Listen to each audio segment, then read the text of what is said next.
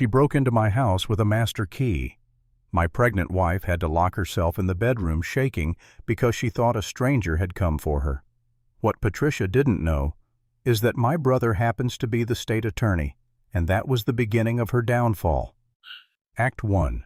The conflict sparks. My name's Daniel Reyes. I'm a licensed civil engineer, a guy who's spent his whole career writing safety checklists for the city stuff like wheelchair ramps, temporary access load requirements, the boring paperwork that keeps people from getting hurt.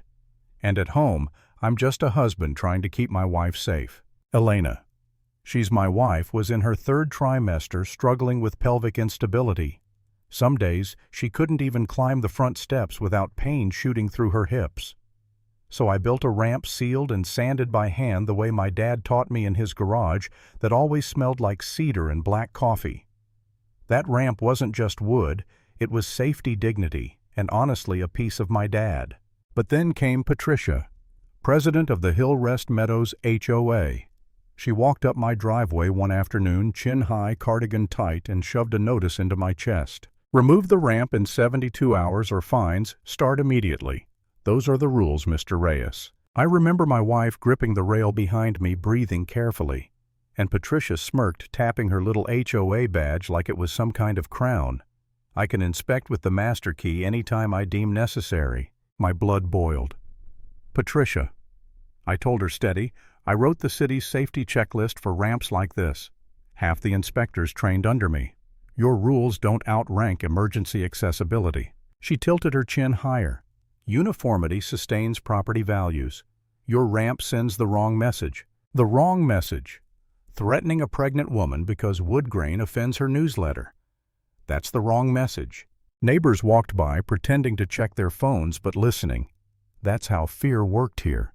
Everyone knew Patricia's game but stayed silent. And I'll ask you right now, if your spouse was pregnant and some HOA president threatened to fine you for making the home safe, would you cave? Or would you fight? I wasn't built to cave, but I'll be honest, I didn't realize how far Patricia was willing to go. Act 2.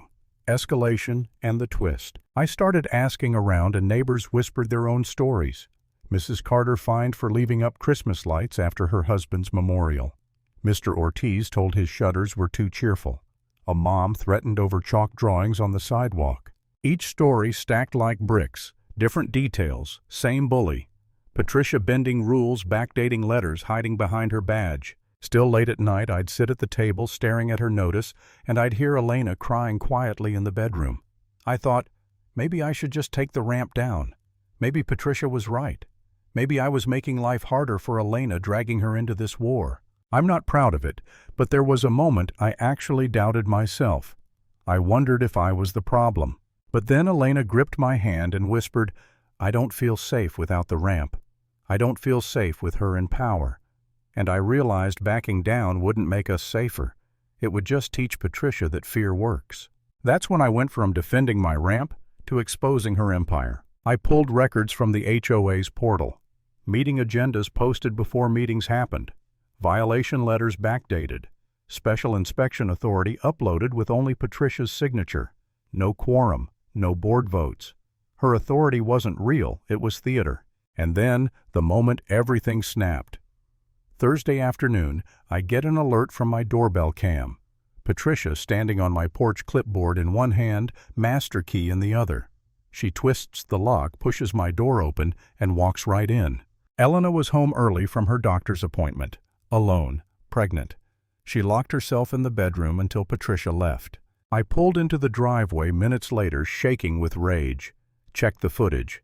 It was all there. Timestamp her smug face walking around my living room like she owned it. She even left another notice on the counter, backdated again.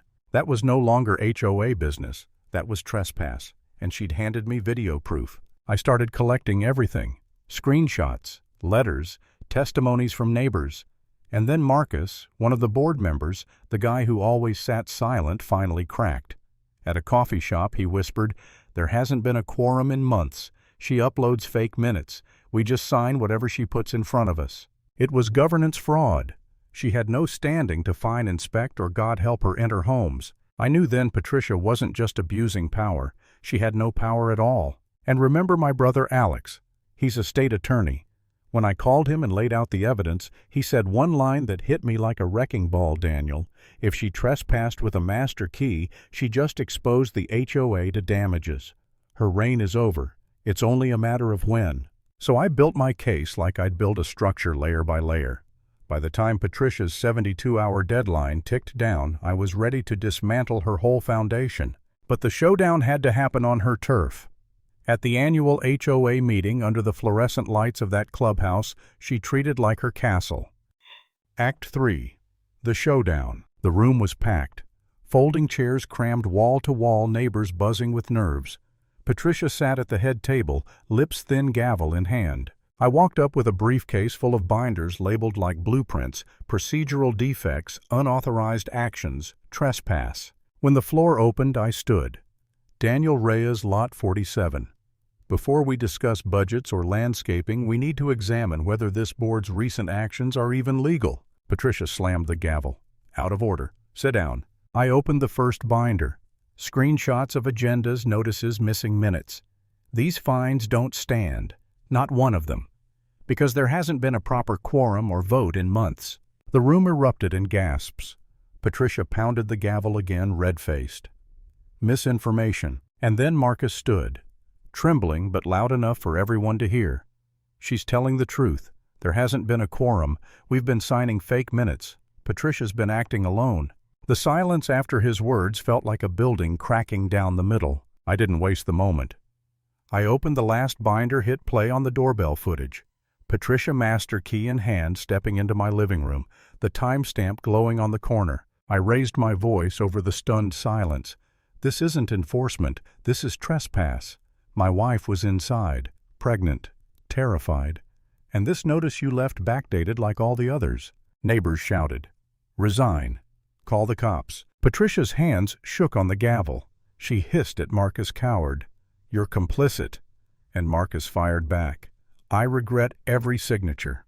This community deserves the truth. That's when Alex, my brother, stood from the back. Calm, authoritative. For the record, under Texas law, unauthorized entry into a private residence is trespass. Any fines or threats issued without quorum are void. If necessary, this will go to the county prosecutor. Patricia froze. Sweat glistened on her forehead.